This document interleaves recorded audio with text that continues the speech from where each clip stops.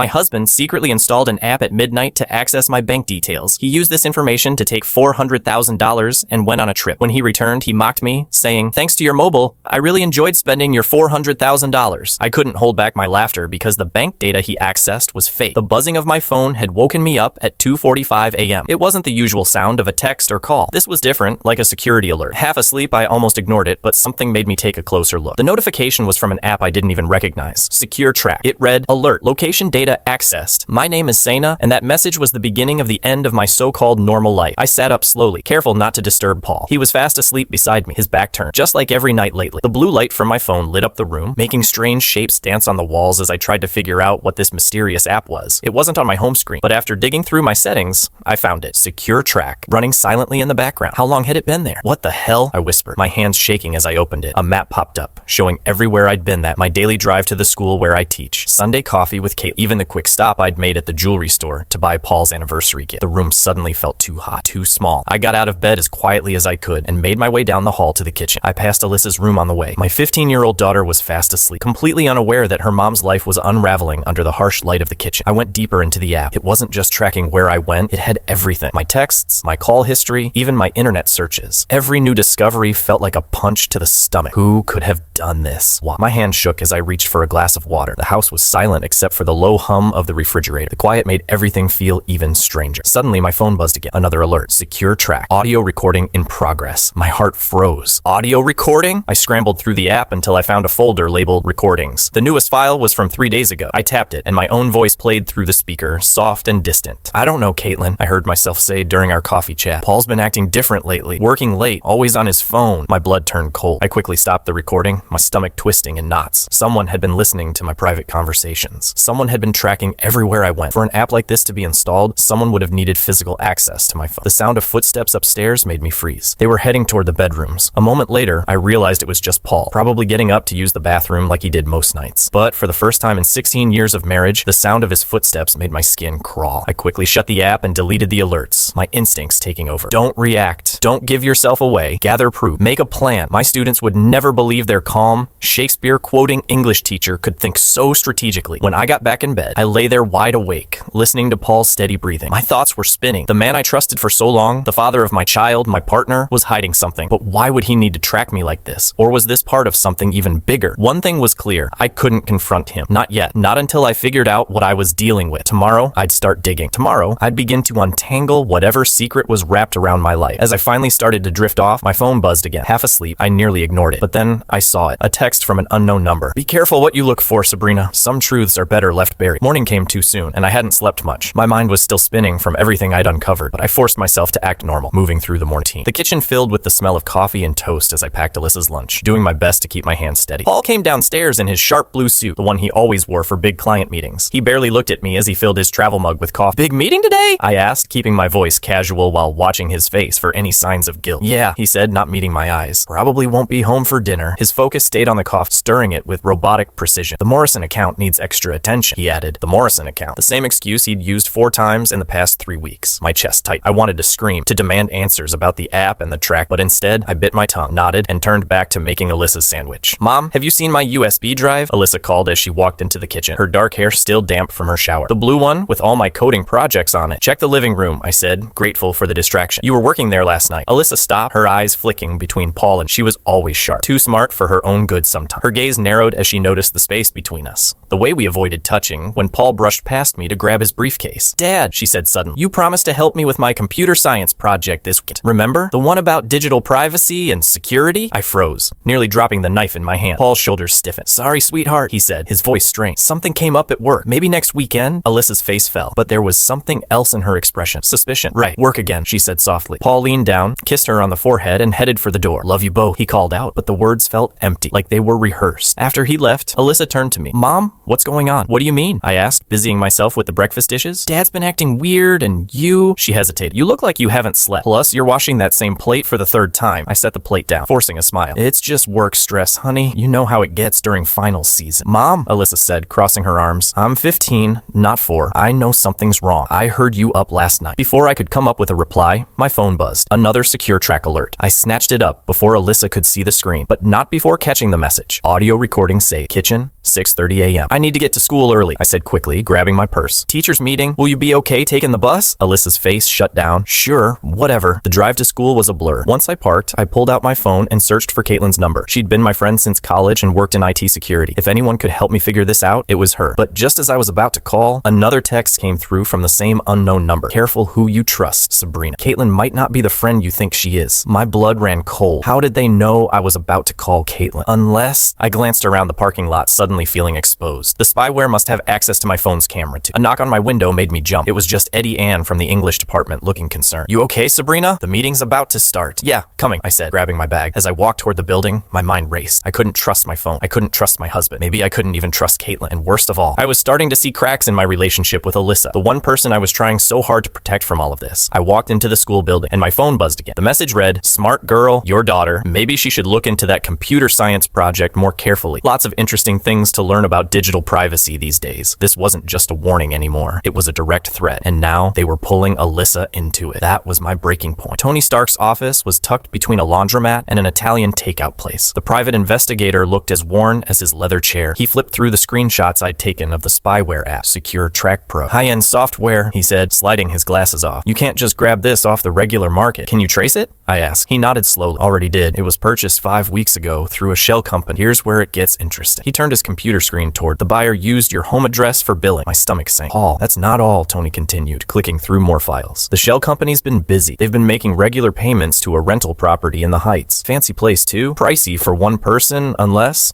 someone else is helping with the rent, I said. The words bitter in my mouth. Bingo! He pulled up a photo on the screen. My heart dropped. It showed Paul walking out of the building with a woman I didn't recognize. She was younger than me, effortlessly beautiful, the kind of person who didn't have to try. His hand rested on the small of her back in a way that was far too familiar. Erica Carr, Tony said. She works at Paul's firm, junior partner, rising star, fast track for promotion. My phone buzzed again with another Secure Track alert, but I ignored it. I focused on the dates under the photos. These are from the nights he said he was working late on the Morrison account, I muttered. Tony hesitated, then said, "There's more. The spyware. It wasn't his idea." I looked up, startled. "From the email trail I found," he explained. "Erica pushed for it. She's been encouraging him to make a clean break." "A clean break?" I asked, my voice shaky. "From you and Alyssa?" He slid a folder across the desk. "These are all the files I pulled," he said, tapping one document. "A consultation with a divorce attorney last week." The room felt too bright. The smell of Italian food wafting through the wall made me feel sick. "Why the spyware then, if he's planning to leave?" I asked. "Insurance, maybe? Or control. People do strange things when they're living double lives." My phone buzzed again. This time I looked at the screen. Having fun with Tony? Wonder what Paul would think about his wife meeting strange men in secret. I felt the blood drain from my face. I showed Tony the message. His face dark. "They're watching," he said quietly. "Probably through your phone's camera." He grabbed a sticky note and scribbled down a number. "Here, this is a burner phone. Use it to contact me from now on. And Sabrina," he looked at me, his tone serious, "be careful. People who use surveillance like this, they're not just messing around." As I walked to my car,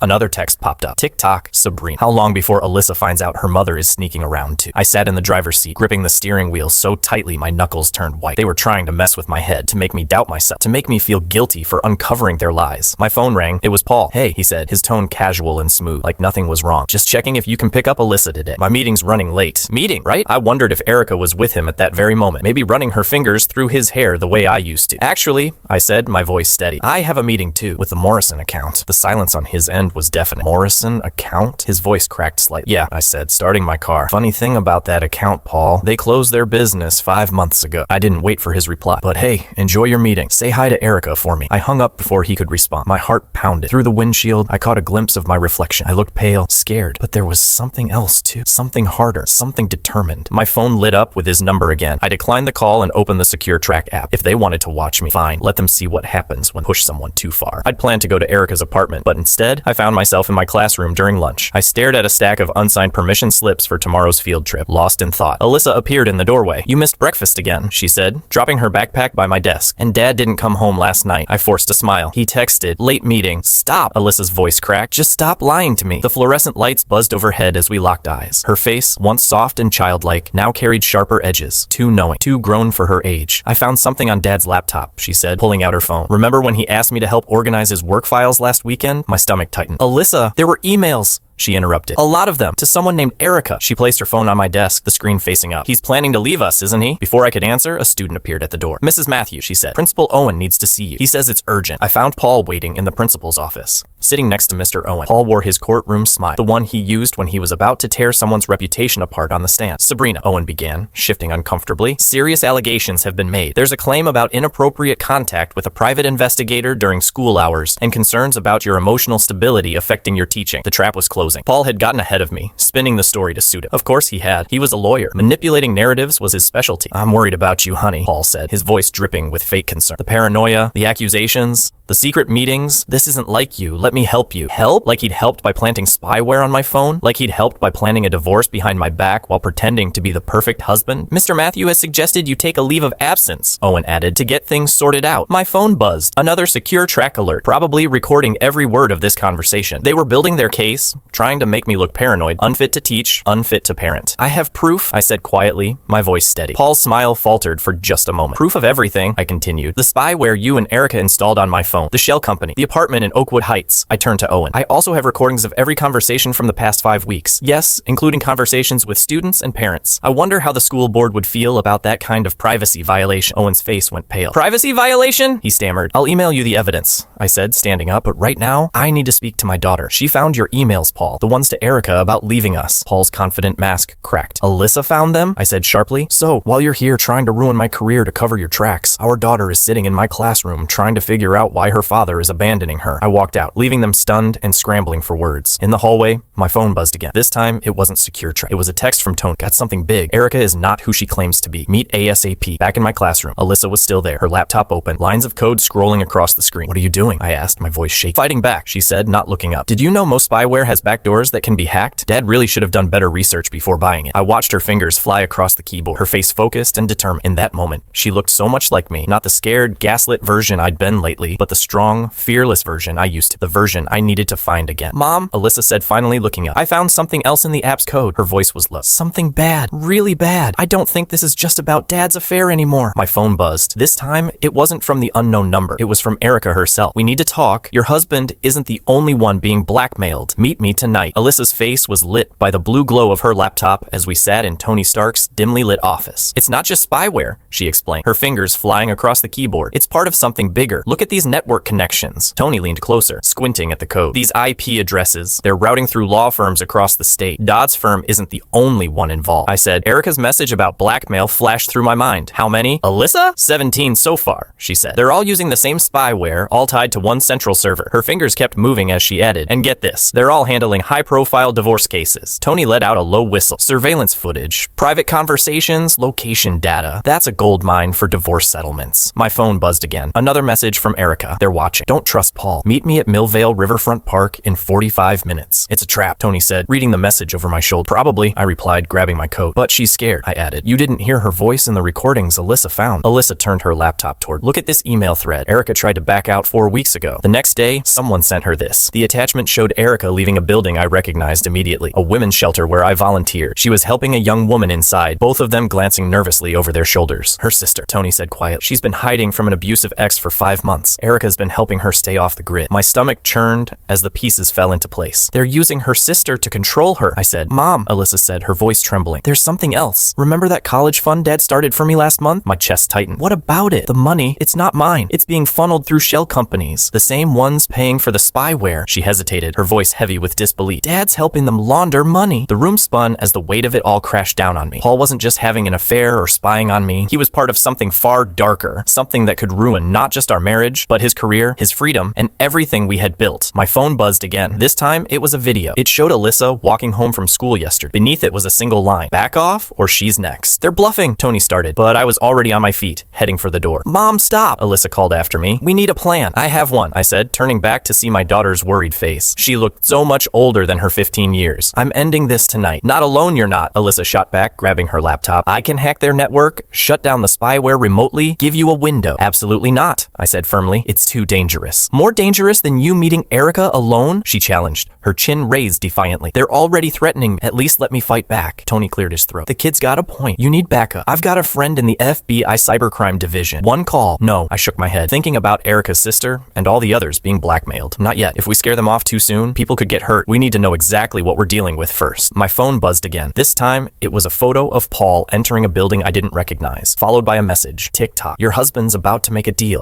that can't can't be undone. Choose wisely. I looked at Alyssa, my brave, brilliant daughter who refused to be a victim, and at Tony, who had become more than just an investigator. They were my allies in this chaos. Okay, I said at last. Here's what we're going to do. Alyssa, you and Tony will work on accessing their network, but you stay here where it's safe. I'll meet Erica and find out what she knows. And then, Tony asked, I thought of the lies, the manipulation, the threats against my daughter. My voice was steady as I replied, and then we burn it all down. Every last bit of it. As I left the office, I heard Alyssa's fingers flying across her keyboard. I couldn't help but smile grimly. They thought they could scare a mother by threatening her child. They were about to learn how dangerous that mistake would be. Millvale Riverfront Park was eerily quiet when I arrived. Erica sat alone on a bench near the water. She looked nothing like the confident woman in Tony's photos. She seemed smaller, fragile. They're watching, she said without looking up, but Alyssa's program worked. We have about 10 minutes before the spyware kicks back online. I sat beside her, keeping a safe distance. Tell me about my husband's deal. It's not just Paul, she said, her hands trembling as she handed me a USB drive. The firm's been running this for years. They install spyware on their own client devices, collect dirt on both sides during divorces, and use it to manipulate settlements. The money laundering, that's just extra profit. My phone buzzed. A text from Alyssa. Mom, something's wrong. Dad's not at the office. The message cut off. Behind me, a voice I knew all too well said, Going somewhere, Sabrina? I really wish you'd stayed out of this. Paul stepped out of the shadows, and he wasn't alone. 3 men in suits flanked him, their faces cold and emotionless. The thing is, Paul continued, moving closer, you were never supposed to find this spyware. That was Erica's mistake. He shot her a sharp, disappointed look. She got sloppy, like you got sloppy with the college fund, I said, stepping in front of Erica. Money laundering through our daughter's account. That's low, even for you. It's called protecting our future, he replied, his smile empty. Everything I've done was for us. The firm's offering me partner, Sabrina, real power. All I had to do was prove my loyalty by spying on your own families. By showing I know how to play the game? I demanded. He gestured to the men beside him. Now, we can handle this quietly. The firm is willing to be generous. A clean divorce, full custody of Alyssa, a comfortable settlement. All you have to do is walk away. My phone buzzed in my pocket. A message from Tony. FBI on the way. Stall him. And if I don't walk away? I asked, keeping my voice steady. Paul's expression turned cold. Then things get complicated for everyone. He held up his phone, showing a live feed of the women's shelter, where Erica's sister was staying. And maybe that bright future Alyssa has in computer science disappears too. It would be a shame if she got caught hacking corporate servers. You'd threaten your own daughters? I asked, my voice shaking. The words tasted bitter. I'm protecting her, Paul said, stepping closer. His tone softened, almost pleading, teaching her how the world really works. Come on, Sabrina, take the deal.